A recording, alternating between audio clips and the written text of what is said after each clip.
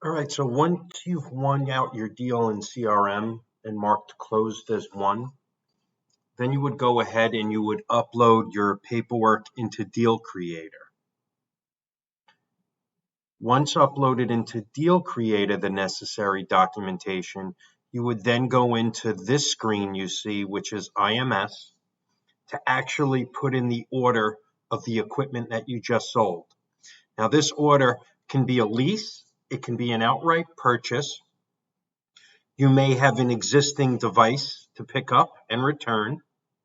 You may have a competitive machine to pick up and return, or it just may be a net add or a new installation where you're delivering one or more machines with no pickup. So what we do once we log into IMS, we click on the sales tab and then go over to new sales order. A new screen will load. The first thing we do is we put in the deal ID. The deal ID is the actual opportunity number in CRM. I have a CRM entry open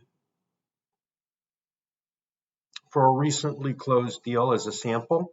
Once in the opportunity tab of the account, scroll down. Here is where the equipment is. It's a 6518A for this example, and a side exit tray. That's the only accessory for this. So we make sure that before we close this opportunity out as one, the proper machine and accessories are provided in the opportunity section. We scroll further down, and you will notice right here is the deal number. This deal number is what goes into the top section of IMS. It also is what goes into the top right section of your commission statement, 182176 for this example. So I'm going to do 182176 and press select, and then start typing the name of my company. In this case, it's Caner Impact Windows or Caner Windows, but I'm just going to start typing CANER, the first word of the company name, and press search. In this particular example, one instance is found. So we can double click anywhere here on the highlighted line. I'll double click by the address, and you'll notice some information starts to populate here. So for delivery contact email, I know it's heather@canerimpactwindows.com for this example. Press search contacts, and Heather's name will appear with Heather's phone number. Where it says request date, well, the first thing I do is I always push today's date because it shows a default year of 29.99. So let's go down to today's date, 2/26. And we could select 1 or 2 weeks out. It's just a rough estimate as to when you would like this delivered. I'll put down Thursday, March 9th for this example. Order type, the common ones are equipment purchase, if doing an outright purchase. And that doesn't matter if it's paid in full or paid 50% now, 50% due upon delivery. But the most common ones we do are equipment lease. Over here, we always put in the federal tax ID number. We also put the federal tax ID number in the top right corner of the sales order agreement. For this example, I'm just going to use a fake number.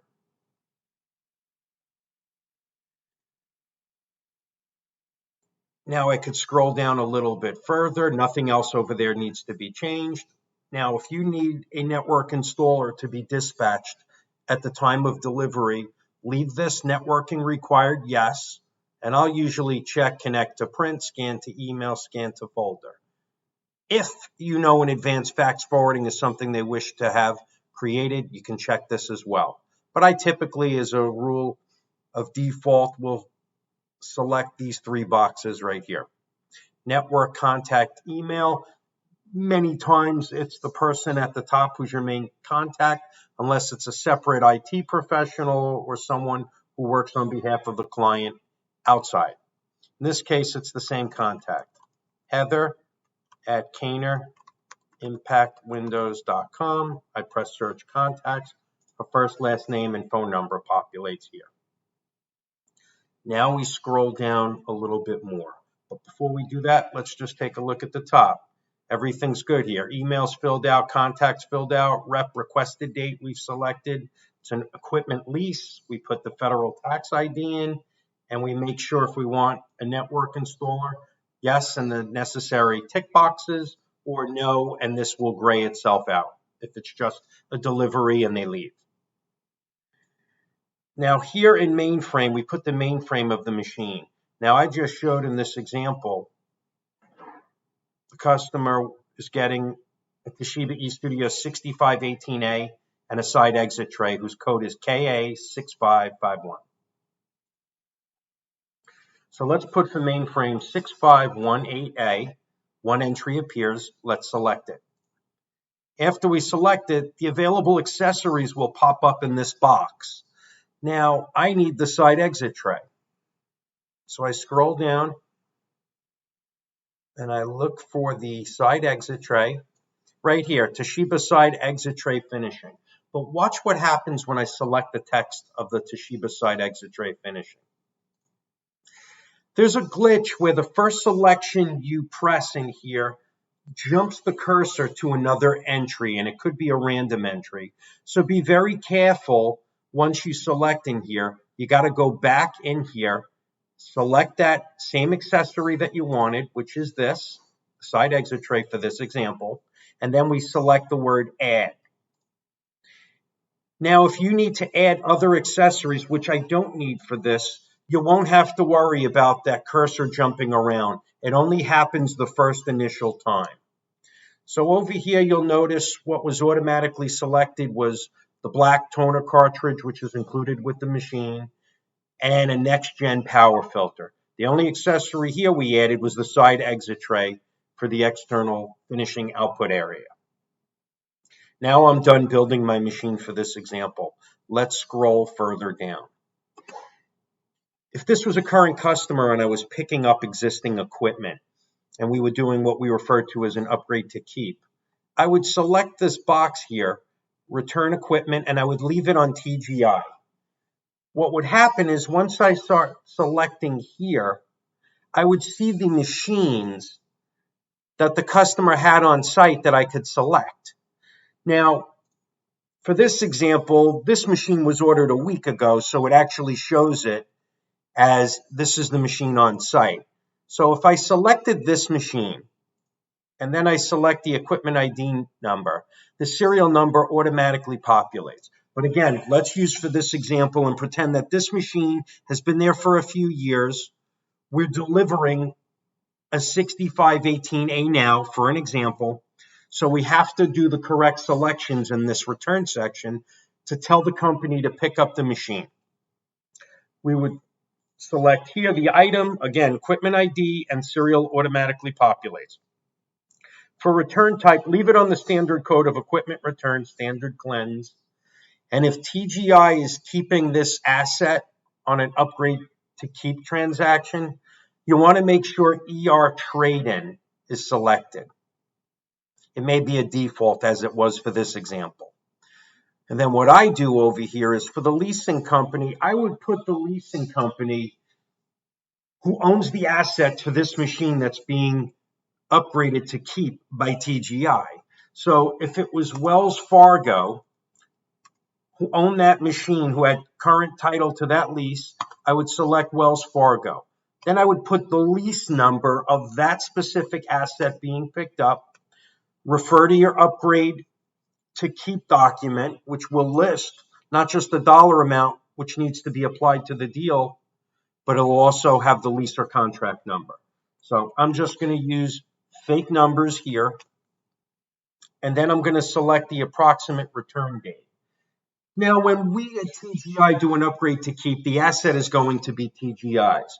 But what I like to do, since sometimes on average it could take 2-3 weeks to get a piece of equipment delivered, as a default, I may push a return date 30 days out. So if I'm trying to get equipment delivered, if today's February 26th and I put at the top an estimated rep request date of March 9th, what I'll do is I'll put an approximate return date, March 31st, the end of that month that I wish to deliver. Now, automatically, the contact's email should be here. And then what we press, once we have everything proper here, we'd select Add Item. And as you can see, information populates in the box below down here. Let's say this was a competitor, and we were picking up a competitive Canon 350 machine.